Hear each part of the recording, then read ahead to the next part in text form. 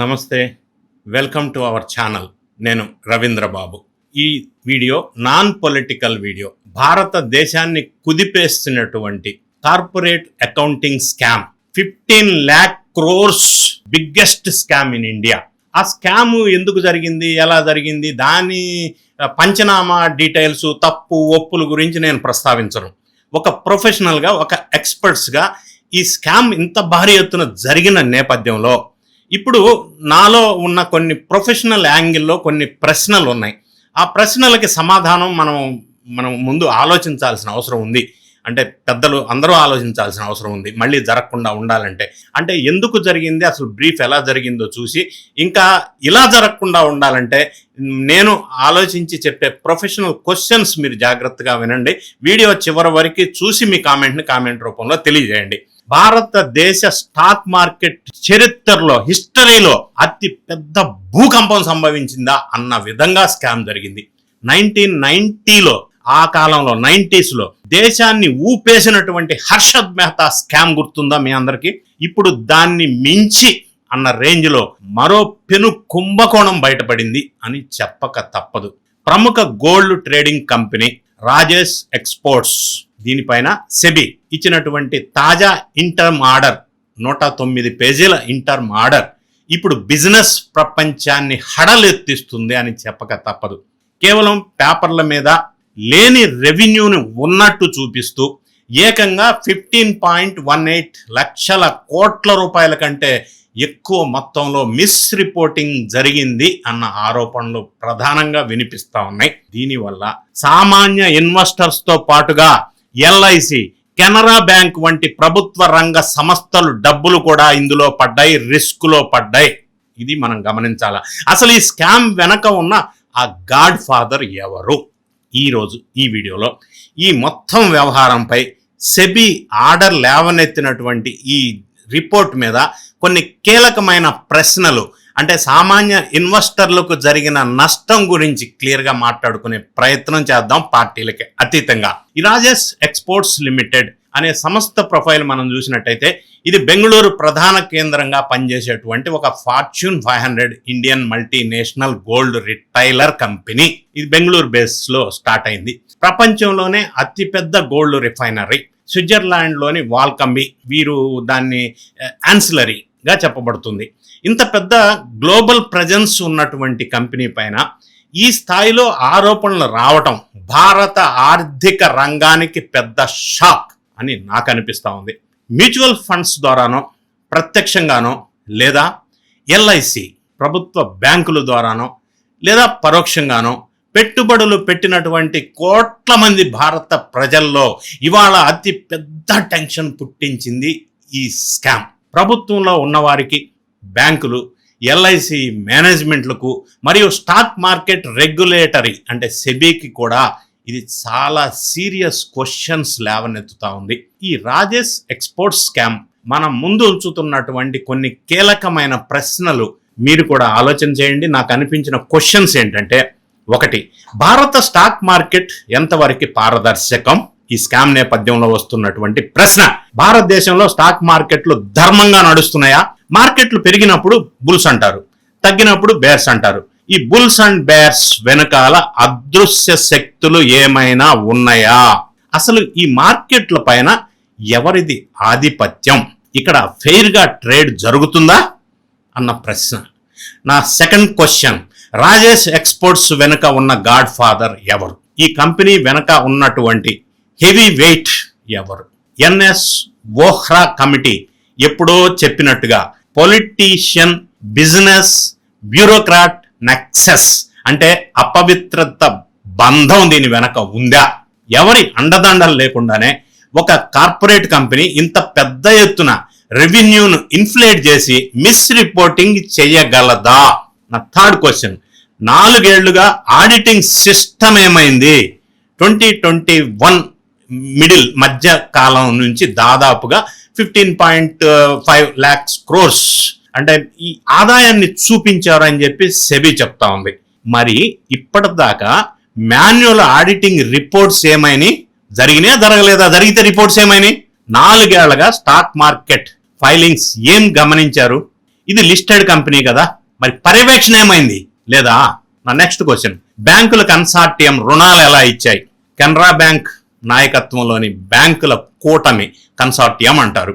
మరి ఈ Rajesh export group కంపెనీలకు ఏ రకంగా భారీ ఎత్తున లోన్లు ఇస్తూనే పోని ఏం చూసి ఇచ్చారు? మరి గతంలో ఎన్పిఏ క్లాసిఫికేషన్ ఉన్న చరిత్ర, ఫారెన్ ఎక్స్చేంజ్ లావాదేవీలపై అనుమానాలు, డౌట్స్ ఉన్నప్పటికీ ప్రభుత్వ రంగ బ్యాంకులు ఎందుకు గుడ్డిగా ఈ సంస్థకి రుణాలు ఇస్తూ పోయాయి? నా నెక్స్ట్ క్వశ్చన్, సెబీ చర్యల్లో ఇంత ఆలస్యం ఎందుకు జరిగింది? ఎందుకంటే మార్చి 2024లోనే ఒక షేర్ హోల్డర్ ఈ కంపెనీ పైన కంప్లైంట్ చేశాడు. మరి జూన్ 2026 వరకు సెబీ ఇంటర్మ్ ఆర్డర్ ఇవ్వటానికి ఎందుకు ఇంత టైం తీసుకుంది? స్టాక్ మార్కెట్లో ఒక్కరోజు మీరు గమనించండి, ఒక్కరోజు ఆలస్యమైనా కూడా 100 కోట్ల లావాదేవీలు జరుగుతాయి కదా. మరి ఈ ఒక్క ఏడాదిలోనే రాజేష్ ఎక్స్పోర్ట్స్ మార్కెట్ క్యాప్ 40% పడిపోయింది. గత 2 ఏళ్లలో ఇందులో ఇన్వెస్ట్ చేసి నష్టపోయినటువంటి సామాన్య నార్మల్ ఇన్వెస్టర్స్ కి సెబీ ఏం సమాధానం చెప్తుంది? ఎవరు సమాధానం చెప్తారు? నా నెక్స్ట్ క్వశ్చన్, ప్రమోటర్ అకౌంట్ లోకి పబ్లిక్ మనీ డైవర్ట్ అయింది అన్న మాట వినిపిస్తా ఉంది. మరి ఇది పబ్లిక్ లిమిటెడ్ కంపెనీ, ప్రమోటర్ సొంత కంపెనీ కాదు. కానీ ప్రమోటర్ రాజేష్ మెహతా వ్యక్తిగత అకౌంట్లకి పబ్లిక్ లిస్టెడ్ కంపెనీ అకౌంట్లకు మధ్య జరిగిన మనీ ట్రాన్సాక్షన్ తీవ్రమైనటువంటి అనుమానాలు రేకెత్తిస్తున్న మాట నిజం కాదా? షేర్ హోల్డర్స్ సంపద డైరెక్టర్ అకౌంట్ లోకి ఎలా వెళ్ళింది? నా నెక్స్ట్ క్వశ్చన్, క్రెడిట్ రేటింగ్ ఏజెన్సీల విశ్వసనీయతను నేను క్వశ్చన్ చేస్తున్నా. ఇంత జరుగుతున్నా క్రెడిట్ రేటింగ్ ఏజెన్సీలు ఈ కంపెనీకి ఫేవరబుల్ అంటే మంచి రేటింగ్స్ ఎలా ఇచ్చాయి? ఇన్వెస్టర్స్ అందరూ కూడా ఆ రేటింగులను నమ్మే కదా ఇన్వెస్ట్ చేశారు పైసలు. అంటే భారతదేశంలో క్రెడిట్ రేటింగ్ ఏజెన్సీల డ్యూ డెలిజెన్సీ ఏమైంది? వాటిని ఇక నుంచి నమ్మాలా వద్దా అనే క్వశ్చన్ వస్తా ఉంది. నా next 8th question, corporate governance checks and balances ఏమైనాయి? పెద్ద కార్పొరేట్ కంపెనీల్లో ఇంటర్నల్ గా విజిలెన్స్ ఉంటుంది, విజిల్ బ్లోయర్ పాలసీ మెకానిజం ఉంటాయి. మరి ఈ రకమైన ఇన్స్టిట్యూషనల్ మెకానిజం ఇక్కడ ఏమైంది? పని చేయలేదా? లేకపోతే లేదా? అలర్ట్స్ ఇచ్చినా కూడా బోర్డు మరి పట్టించుకోలేదా? ఇది దేశంలోని కార్పొరేట్ గవర్నెన్స్ హెల్త్ పై అనుమానాలు, ప్రశ్నలను లేవనెత్తుతుంది. నా 9th పాయింట్, ఎల్ఐసి ఇన్వెస్ట్మెంట్ ఇందులో చేశారు 10.8%. అంటే ఇంటిగ్రిటీ ఏమైంది? రాజేష్ ఎక్స్పోర్ట్స్ లో ఎల్ఐసికి ఏకంగా 10.8% వాటా ఉంది. ఎల్ఐసి అనేది ప్రజల కష్టార్జితమైన సేవింగ్ తో ఇన్వెస్ట్ చేస్తుంది. మరి ఇంత పెద్ద మొత్తంలో దీన్ని ఎక్స్పోజ్ పెంచుకుంటూ పోయి ఎల్ఐసి సొంతంగా ఫోరెన్సిక్ ఆడిటింగ్ కూడా లేదా, ఇండిపెండెంట్ గా అకౌంటింగ్ వెరిఫికేషన్ కూడా చేయలేదా? ఎక్కడ తప్పు జరిగింది? మరి నా 10th ప్రశ్న, విదేశీ సబ్సిడరీల లావాదేవీలపై సెబీ విజిలెన్స్ లేదా? ఈ కంపెనీకి విదేశాల్లో సబ్సిడరీస్ ఉన్నాయని చెప్తున్నారు.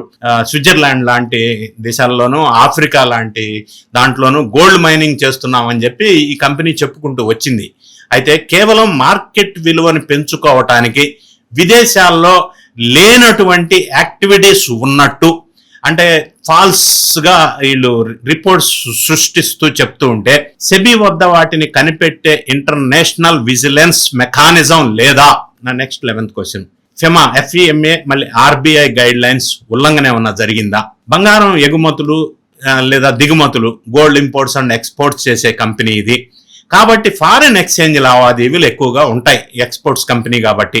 ఒక సామాన్య యూట్యూబర్కి వచ్చేటువంటి విదేశీ రెవెన్యూ పైన RBI కానీ, ఫారిన్ ఎక్స్చేంజ్ మేనేజ్మెంట్ యాక్ట్ అంటారు ఫెమా కానీ రూల్స్, ప్రతి నెల డిక్లరేషను ఇంత కఠినంగా ఉంటే లక్షల కోట్ల గోల్డ్ బిజినెస్ ఎక్స్పోర్ట్ చేసేటువంటి ఈ కంపెనీ విషయంలో RBI సర్వైలెన్స్ ఏమైంది? నా నెక్స్ట్ 12th క్వశ్చన్, ఇన్వెస్టర్లని ప్రొటెక్ట్ చేయడంలో సెబీ వైఫల్యం చెందిందా? కంపెనీ మార్కెట్ క్యాప్ 2023 బిగినింగ్ లో పోలిస్తే దాదాపుగా 90% ఎరోడ్ అంటే కరిగిపోయింది, అయిపోయింది.